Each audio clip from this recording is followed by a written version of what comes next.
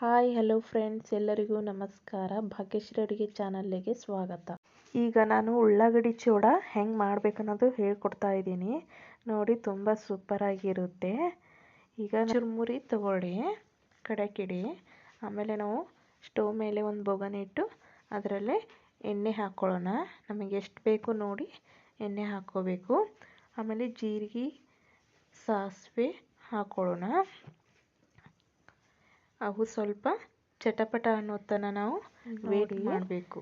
ನೀವು ಮನೇಲಿ ಟ್ರೈ ಮಾಡಿ ನೋಡಿ. ಹಾಗೆ ನಾವು ಕರಿಬೇವು ಸೊಪ್ಪು ತಗೊಂಡು ಹಾಕೋಣದ್ರಲ್ಲಿ ಅವು ಸ್ವಲ್ಪ ಫ್ರೈ ಮಾಡ್ಕೋಬೇಕು ಕೆಂಪು ಆಗೋವರೆಗೂ.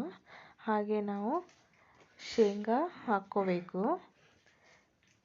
ಅವು ಸ್ವಲ್ಪ ಶೇಂಗಾ ಕೆಂಪಗಾಗೋವರೆಗೂ ಫ್ರೈ ಮಾಡ್ಕೋಬೇಕು. ಈಗ ಉಳ್ಳಾಗಡ್ಡಿ ಚೂಡಾಕ ನಾವು ಶೇಂಗಾ ಮತ್ತು ಈರುಳ್ಳಿ ಇವೆರಡೂ ನಾವು ಜಾಸ್ತಿ ಹಾಕ್ಕೊಂಡಾಗ ಉಳ್ಳಾಗಡ್ಡಿ ಚೂಡ ಟೇಸ್ಟಾಗಿ ಇರುತ್ತೆ. ಸ್ಟವ್ನ ಮೀಡಿಯಮ್ ಫ್ಲೇಮ್ ಒಳಗಿಟ್ಟು ನಾವು ಇದನ್ನು ಫ್ರೈ ಮಾಡ್ಕೋಬೇಕು. ಹಾಗೆ ನಾವು ಹೆಚ್ಚಿಟ್ಕೊಂಡಂಥ ಈರುಳ್ಳಿಯನ್ನು ಹಾಕೋಬೇಕು. ಅವು ಸ್ವಲ್ಪ ಕೆಂಪಗಾಗುವವರೆಗೂ ಹುರಿದುಕೊಳ್ಳಬೇಕು ನೋಡಿ. ಅತಿ ಹೆಚ್ಚು ಕೆಂಪಗಾಗುವವರೆಗೂ ಬಿಡಬಾರ್ದು. ಸ್ವಲ್ಪ ಮೀಡಿಯಮ್ ಆಗಿರಬೇಕು ನೋಡಿ. ನಾವು ಚೆಂದಾಗಿ ಫ್ರೈ ಮಾಡ್ಕೊಳ್ಳೋಣ. ಹಾಗೆ ನೋಡಿ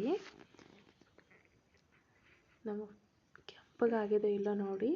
ನನ್ನದಾಗ ಸ್ವಲ್ಪ ಕೆಂಪಗೆ ಬಂದಿದೆ. ಹಾಗೆ ನಾವು ಸ್ವಲ್ಪ ಖಾರದ ಪುಡಿ ಹಾಕ್ಕೊಳ್ಳೋಣ.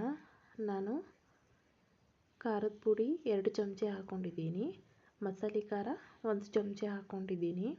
ನೀವು ಮಸಾಲೆ ಖಾರ ಬೇಡ ಅಂದ್ರೆ ಬರೀ ಖಾರದ ಪುಡಿ ಇಷ್ಟೇ ಹಾಕೋಬಹುದು. ಈಗ ಅರ್ಧ ಚಮಚ ಅರಿಶಿನ ಪುಡಿ ಹಾಕ್ಕೊಂಡಿದ್ದೀನಿ. ರುಚಿಗೆ ತಕ್ಕಷ್ಟು ಉಪ್ಪು ಹಾಕೋಬೇಕು.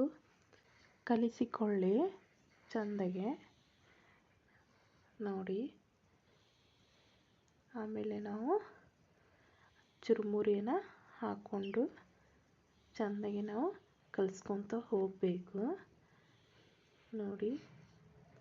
ಮೇಗಿಂದ ಕೆಳಗೆ, ಕೆಳಗಿಂದ ಮ್ಯಾಗೆ ಚಮಚಲಿ ನಾವು ಹಾಗೆ ತಿರ್ಕೋತಾ ಹೋಗಬೇಕು.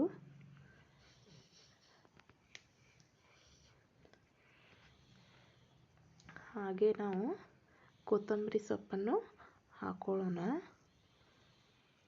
ಸಣ್ಣಗೆ ಹೆಚ್ಚಿಟ್ಕೊಳ್ಬೇಕು. ಕೊತ್ತಂಬರಿ ಸೊಪ್ಪನ್ನು ಹಾಕ್ಕೋಬೇಕು ನೋಡಿ. ಹಾಗೆ ಇದನ್ನು ಕಲಿಸ್ಕೊತ ಹೋಗಿ. ಹಾಗೆ ನಾನು ಇದರೊಳಗೆ ಪುಟಾಣಿ ಹಿಟ್ಟನ್ನು ಹಾಕ್ಕೋತೀನಿ. ಸ್ವಲ್ಪ ಪುಟಾಣಿ ಹಿಟ್ಟು ಹಾಕ್ಕೊಂಡು ಕಲಿಸ್ಕೊತ ಹೋಗಬೇಕು. ತುಂಬ ಟೇಸ್ಟಿಯಾಗಿ ಬರುತ್ತೆ. ನೀವು ಒಂದ್ಸಲ ಟ್ರೈ ಮಾಡಿ ನೋಡಿ. ಹೇಗೆ ಬಂತು ಅನ್ನೋದು ನಮ್ಮ ಕಮೆಂಟ್ ಮೂಲಕ ತಿಳಿಸಿ ನೋಡಿ. ತುಂಬ ಟೇಸ್ಟಿಯಾಗಿರುತ್ತೆ ನೋಡಿ.